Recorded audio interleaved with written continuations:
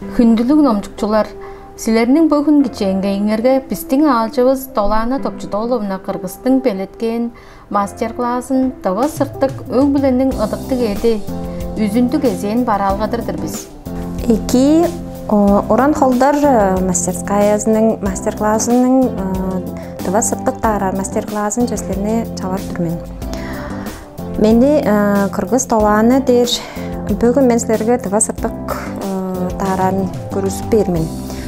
Тыва жүзінің амыдралынга сырттык тыкы ужурлук.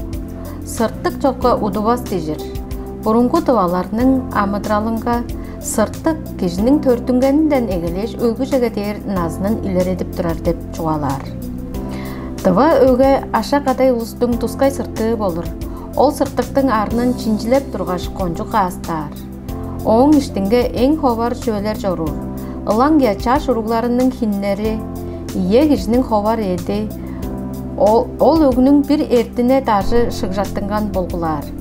Орун сыртыынга өскө киши холун безин тегзип болбас. О дээси килеңней бердижир. Уругдары сылданы бердижир.